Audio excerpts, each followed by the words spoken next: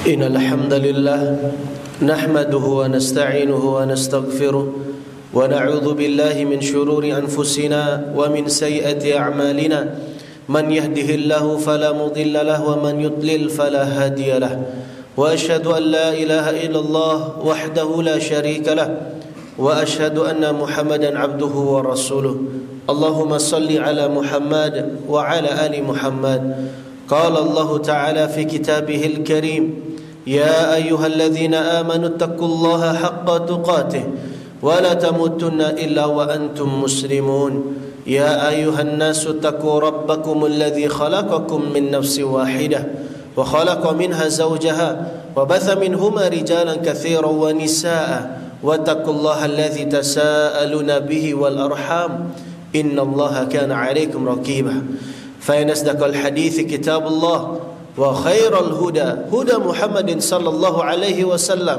وشر الأمور محدثاتها فإن كل محدثات بدعة وكل بدعة ضلالة وكل ضلالة في النار أما بعد.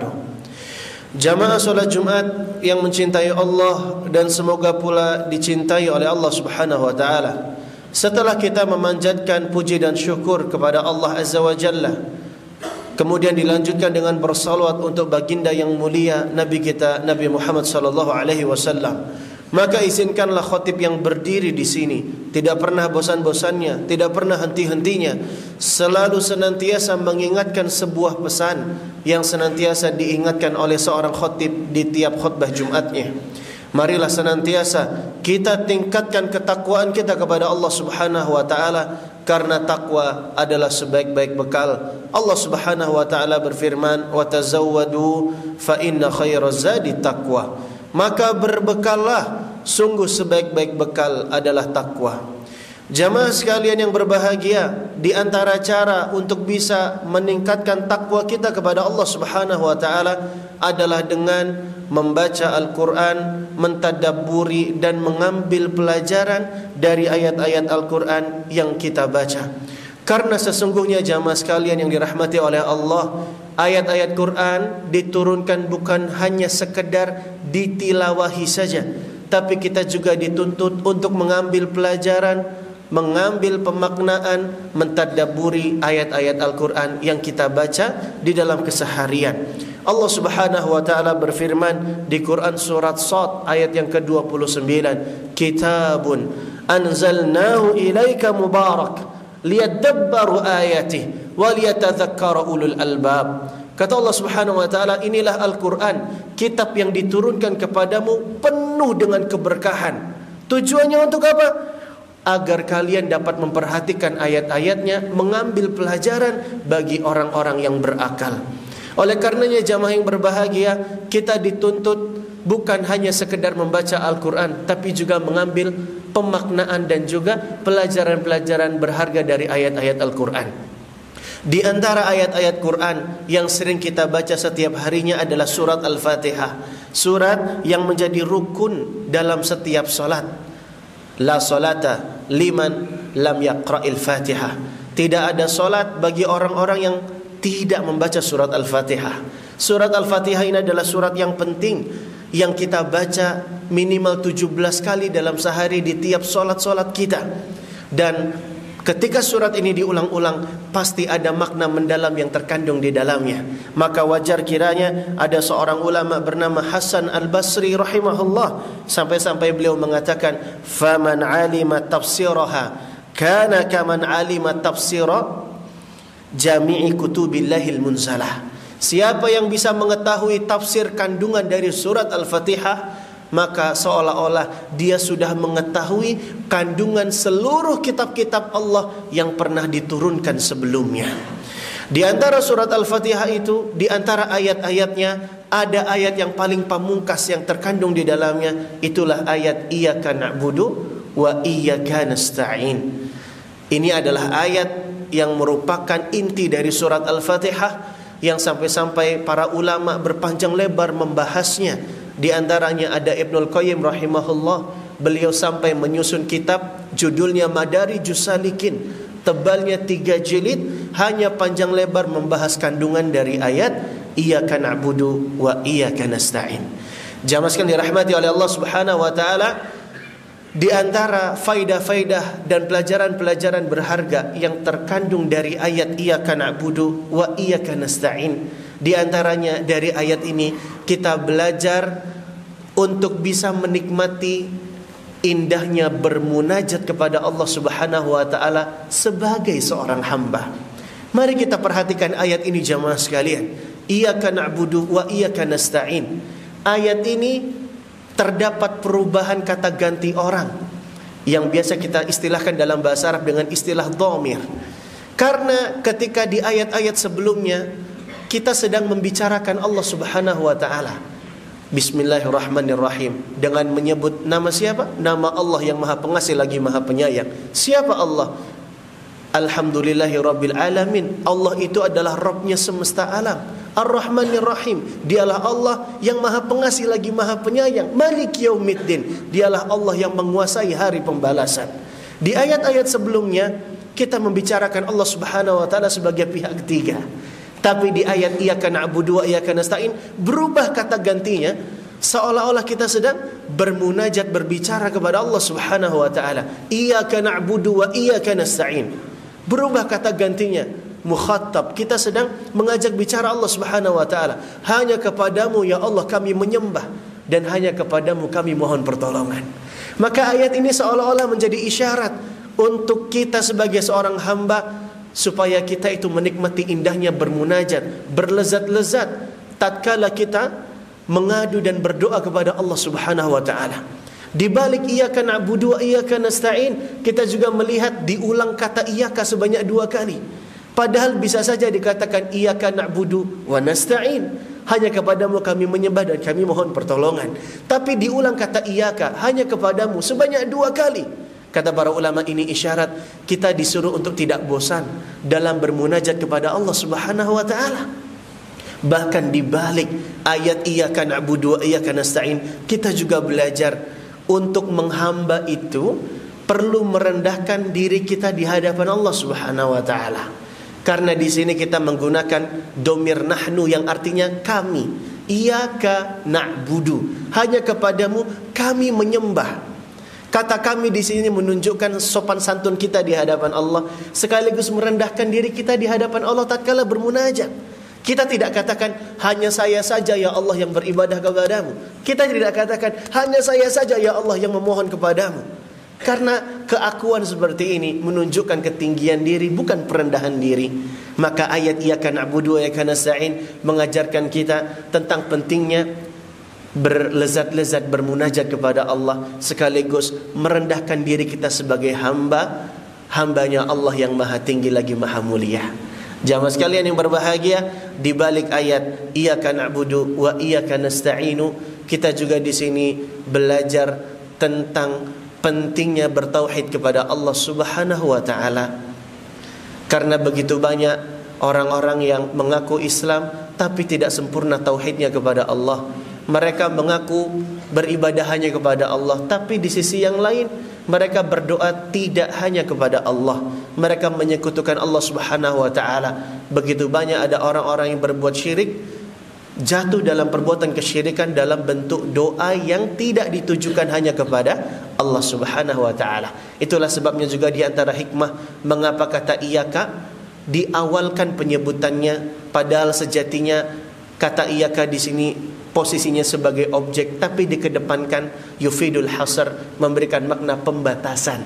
Karena ibadah itu memang hanya ditujukan kepada Allah, berdoa itu hanya ditujukan kepada Allah. Sebenarnya bisa saja kita katakan na'buduka wa nasta'inuka, tapi domir ka di sini diawalkan penyebutannya memberikan makna pembatasan sekaligus penegasan bahwa kalau beribadah, kalau berdoa hanya ditujukan kepada Allah Subhanahu wa taala semata. Aqulu qouli hadza wastaghfiru innahu huwal ghafurur rahim.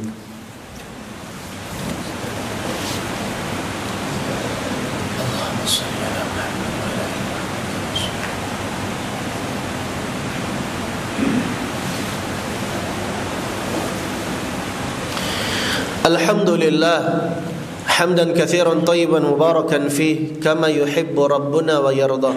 wa asyhadu an la ilaha illallah wahdahu la syarikalah wa asyhadu anna Muhammadan abduhu wa rasuluh. Allahumma shalli ala Muhammad wa ala ali Muhammad, amma ba'du.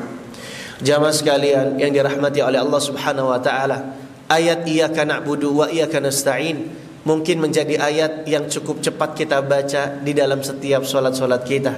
Tapi ternyata ayat yang singkat ini terkandung hikmah yang begitu padat, yang begitu bermakna, begitu berkesan bagi orang-orang yang merenungkan dan mengambil pelajaran di dalamnya.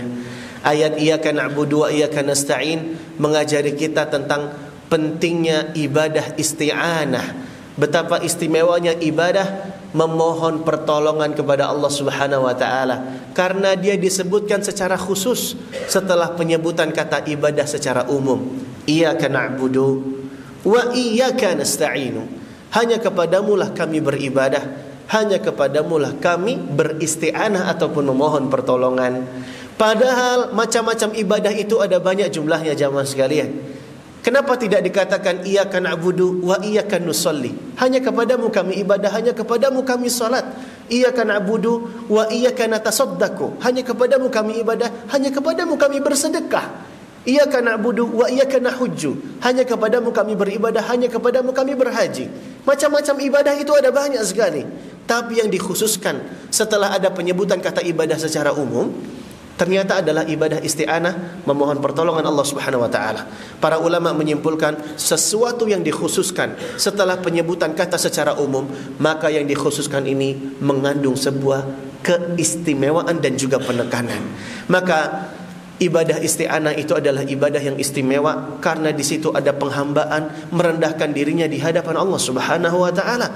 Ibadah memohon pertolongan itu adalah ibadah yang merupakan bagian dari doa, yang mana kata Nabi sallallahu alaihi wasallam, ad-du'a mukhul ibadah. Doa itu intinya ibadah. Doa itu adalah suatu ibadah yang kita meninggikan Allah sekaligus merendahkan diri kita di hadapan Allah Subhanahu wa taala.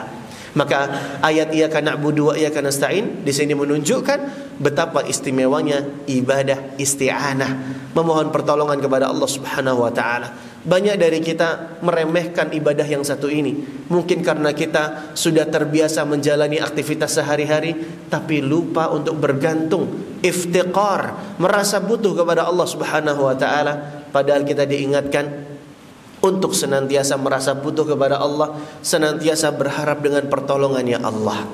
Kemudian jamaah sekalian yang berbahagia, di antara faedah menarik dari ayat iyyaka na'budu wa iyyaka nasta'in, para ulama menerangkan bahwa ada korelasi, ada hubungan yang sangat erat antara ibadah dengan memohon pertolongan Allah. Karena Allah gandengkan kata na'budu dengan kata nasta'inu. Iyyaka na'budu wa iyyaka nasta'inu. Hanya kepadamu kami beribadah, hanya kepadamu kami mohon pertolongan. Syekh Abdurrahman As-Sa'di dalam kitabnya Taisir Karimir Rahman menerangkan bahwa aktivitas menyembah Allah, yakni beribadah kepada Allah itu ada hubungan yang sangat erat dengan memohon pertolongan kepadanya. Karena seorang hamba tidak akan bisa beribadah kepada Allah melainkan kalau bukan karena pertolongan dari Allah. Itulah sebabnya Nabi SAW mengajari kita sebuah doa, Allahumma a'inni ala dzikrika wa syukrika wa husni ibadatika. Ya Allah, tolonglah aku agar aku bisa berzikir kepadamu, bersyukur kepadamu, dan beribadah dengan baik kepadamu. Nabi saja untuk bisa berzikir, bersyukur, dan beribadah masih mengatakan a'inni, ya Allah tolonglah aku. Nabi membutuhkan pertolongan dari Allah. Ini isyarat bahwa kita tidak akan pernah bisa beribadah kalau bukan karena pertolongan dari Allah Subhanahu wa taala. Mungkin jamaah sekalian, inilah di antara faktor dan sebab mengapa masih beratnya kita dalam melaksanakan banyak ketaatan ibadah kepada Allah Subhanahu wa taala. Mungkin karena kita yang lupa berdoa. Pernahkah di antara kita berdoa, ya Allah, mudahkanlah hamba untuk sholat 5 waktu hari ini? Pernahkah kita berdoa, ya Allah, mudahkanlah hamba untuk tilawah hari ini? Mudahkanlah hamba, ya Allah, untuk bisa bersedekah hari ini. Kita tidak akan pernah bisa beribadah kalau bukan karena pertolongan dari Allah Subhanahu wa taala. Maka ayat iyyaka na'budu wa iyyaka nasta'in itu diulang berkali-kali setiap harinya supaya kita ingat bahwa kita itu butuh pertolongan Allah. agar kita bisa senantiasa giat beribadah kepada Allah Subhanahu wa taala. Mari jemaah sekalian, kita banyak berdoa kepada Allah karena kita sangat membutuhkan pertolongan Allah. Allahumma salli ala Muhammad wa ala ali Muhammad kama sallaita ala Ibrahim wa ala ali Ibrahim innaka Hamidum Majid, wa barik ala Muhammad wa ala ali Muhammad kama barakta ala Ibrahim wa ala ali Ibrahim innaka Hamidum Majid. Allahumma ighfir lil muslimin wal muslimat wal mu'minin wal mu'minat al ahya'i minhum wal amwat ya qadiyal hajat. Allahumma ansurna ikhwanana al muslimina fi Filastin, fi Suriah, fi Indonesia wa fi kulli makan. Allahumma a'izzal Islam wal muslimin wa dammir a'da'aka wa a'da'ad-din. Allahumma a'inna ala dhikrika wa syukrika wa husni ibadatika. Allahumma 'allimna ma yanfa'una wanfa'na bima 'allamtana wa zidna ilma. Allahumma inna nas'aluka al-huda wat-tuqa wal-'afafa wal-ghina. Rabbana hab lana min azwajina wa dhurriyyatina qurrata a'yun waj'alna lil muttaqina imama. Rabbana hab lana minas salihin. Rabbana ighfir lana wa liwalidayna warhamhuma kama rabbawna shighara. Rabbana atina fid dunya hasanah wa fil akhirati hasanah wa qina adzaban nar wa qina adzaban nar wa qina adzaban nar. Subhanaka rabbil izzati amma yasifun wa salamun alal mursalin walhamdulillahi rabbil alamin. Aqimus salat.